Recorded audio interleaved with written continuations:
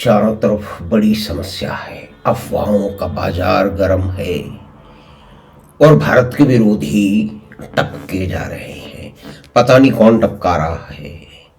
किसी किनारे पे कोई आतंकवादी, उसका साथी, उसका पुत्र पाकिस्तान के किसी शहर में कहीं जा रहा होता है सड़क पे, मोटरसाइकिल पे। तो मुंह को छुपाए हुए बदमाश आते हैं, गोली चलाते हैं और चले जाते हैं। भाई ये सारे गुंडे बदमाश हैं जो मारे जा रहे हैं, आतंकवादी हैं। इन आतंकवादियों के पास में बहुत सारा धन आ रहा है, बहुत पैसा आ रहा है उनको आतंकवादी गतिविधियों चलाने में, इसीलिए तो वो जा रहे हैं। दूसरा कारण तो है ही। तो कोई इंटर गैंग वार भी होगी, गैंगों के बीच में वार होती रहती है। जो गैंग है उसके अंदर जो पुराना बॉस है उसको निपटा के नए लोग आना चाहते हैं। तो ये सारे कारण कुछ भी हो सकते हैं। लेकिन अगर भारत के बारे में बात की जाए तो पिछले एक साल में कम से कम 15-16 जो आतंकवादी थे जिनका भारत में किसी भी तरह की आतंकवादी घटनाओं से संबंध रहा है, वो बहुत ही रहस्यमय तरीके से दुनिया से जा रहे हैं। पाकिस्तान में हाहाकार मचा हुआ है। जितने भी लोग बता नहीं पा रहे हैं कैसे कैसे हो रहा है। कुछ लोग जो इस क्षेत्र के विद्वान हैं वो बताते हैं कि ये सारे लोग पाकिस्तान की आईएसआई एजेंसियों ने ही तैयार किए थे अपने काम के लिए।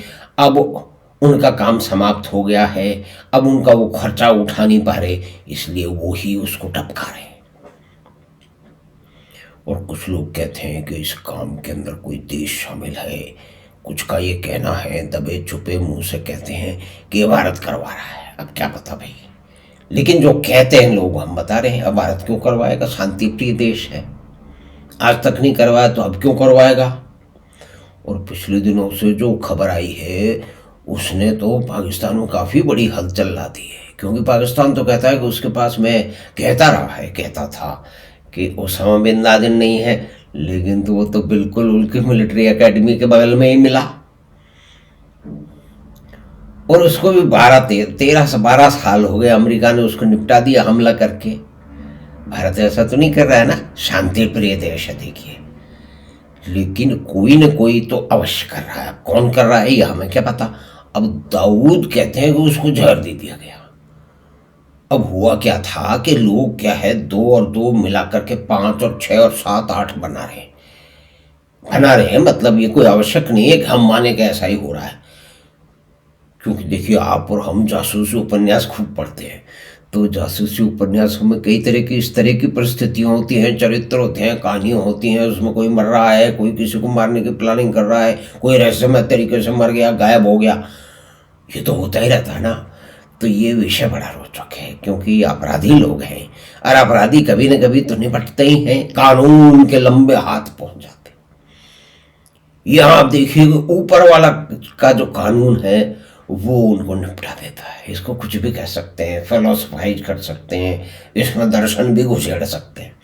लेकिन एक बंदा था जो कि इंग्लैंड में, जिसने क्या किया था कि भारत के दूतावास पे उसने तिरंगा उतार दिया था और वहाँ पे काफ़ी ऊधम मचाया था। वो अस्पताल गया किसी बीमारी के कारण और वहाँ कहते हैं कि उसको जहर दे दिया गया। पता नहीं किसने जहर दे दिया, वो मर गया। ऐसी ही बात बोल रहे हैं कि दाऊद के साथ हो गई है। दाऊद की तबीयत खराब हुई और वो किसी अस्पताल में गया। वैसे बड़ी अजीब संभावना है क्योंकि दाऊद को जिस तरह से प्रोटेक्ट करके रखा गया है तो बाहर उसको क्यों ले जाएंगे? बोले भाई साहब, उसकी फोटो तक नहीं है लेटेस्ट। एआई से, आर्टिफिशियल इंटेलिजेंस से एजिंग प्रोसेस लगा के उसकी फोटो बनाई जा रही है। यानी कि ये कितना बड़ा प्रोटेक्टेड आदमी है।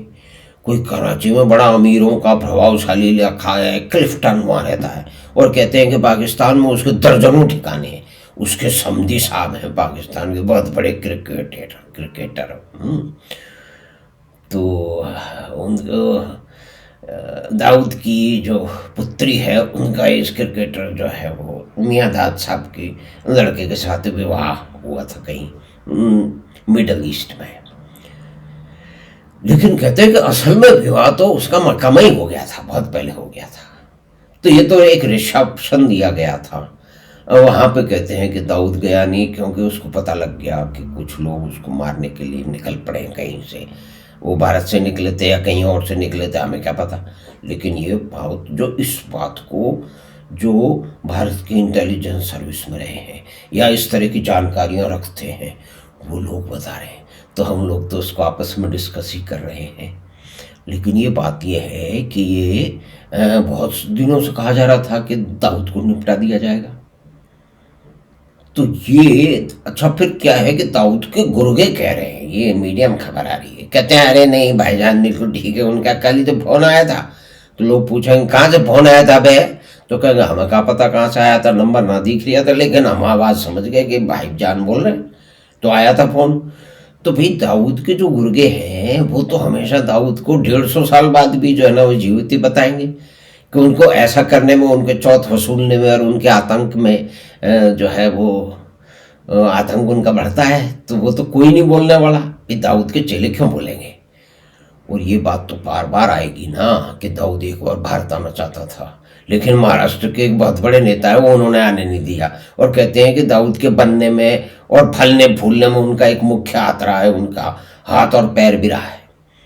तो खैर ये बातें हैं भाई, हमें कोई फैक्ट तो पता नहीं है ना, तो हम कैसे नाम लें उनका। और बहुत बड़े बड़े लोगों का नाम लेना भी नहीं चाहिए, हम लोग तो रहते हैं छोटे लोग हैं साहब।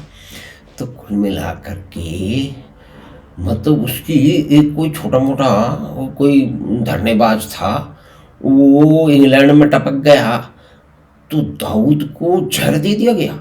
ये भी हो सकता है कि दाऊद खुद ही मर लिया हो, उसकी उम्र हो गई, बीमार तो बहुत दिनों से चल रहा था।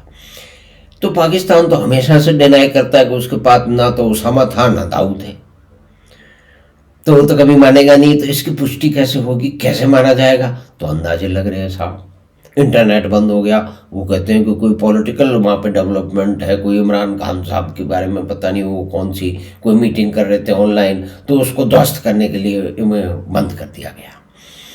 तो कारण कुछ भी हो, लेकिन ये खबर तो है कुछ लोग जो विशेष प्रकार के हैं, देखिए देश में कई तरह के, वो कहते हैं कि फलाना है तो मुमकिन है।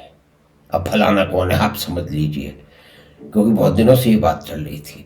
तो देखिए इसमें राजनीतिक मोटिव भी हो सकता है कि सारी घटना अभी क्यों हो रही है।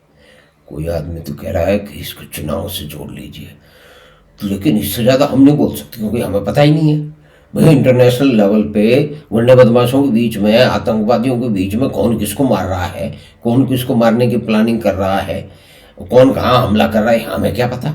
लेकिन ये बात भी सच है कि इन सब लोगों की नाक पे नकेल कस दी गई है, क्योंकि वो बाहर ही नहीं निकल रहे हैं। और देखिए कितने छुपा के रखा गया है दाऊद को, उसका फोटो तक नहीं। वो कभी मैच देखने गया था, वो पता नहीं 20 30 40 साल पुराना फोटो, वो सभी लोग मीडिया भी घूम रहा है, सब लोग घूम रहे हैं, और हमें क्या पता। तो अगर दाऊद मर गया है तो क्या ये भारत के लिए ठीक है। अगर अफवाह उड़ा दी गई है तो हो सकता है दाऊद पहले ही निपट गया, लेकिन अभी क्यों अफवाह उड़े, अभी ये बात क्यों चल रही है, बड़ी जोर शोर चल रही है। जो पाकिस्तान के कमेंटेटर हैं जो इस तरह की बातें करते रहते हैं, उनका क्षेत्र है ये, तो वो भी बता रहे हैं कि सब कुछ हुआ तो है, लेकिन कहते हैं कि इसके कारण कहीं और है। अब हमें क्या पता कौन है, लेकिन ये अगर इतनी जोर शोर से पहली बार उठा है तो कुछ तो हुआ है, बिना आग के धुआं नहीं उठता, ये पुरानी कहावत है ना।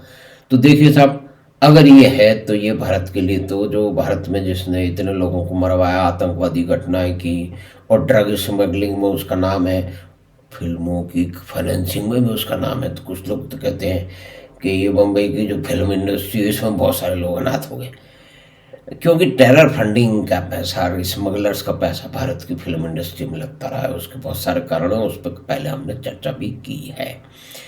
तो हम तो ये मानेंगे कि एक आतंकवादी कम हुआ, भारत के लिए नहीं पूरी दुनिया के लिए ठीक है, लेकिन ये आतंकवादी बीमारी, ये बला ऐसी है कि एक समाप्त होता है तो और आ जाते हैं, कि एक बीमारी है, एक बीमारी खत्म होती है दूसरी आ जाती है। तो ये एक वास्तविकता है। तो हम आशा है कि छोटी सी बातचीत के दो जिंदा एक मर गया उस पर जो की वो आपको पसंद आई होगी। तो आप चैनल बात 25 को सब्सक्राइब करें और लिंक अपने मित्रों और परिवार के साथ साझा करें। हम आपसे फिर मिलेंगे बात 25 की अगली बात में। धन्यवाद, नमस्कार।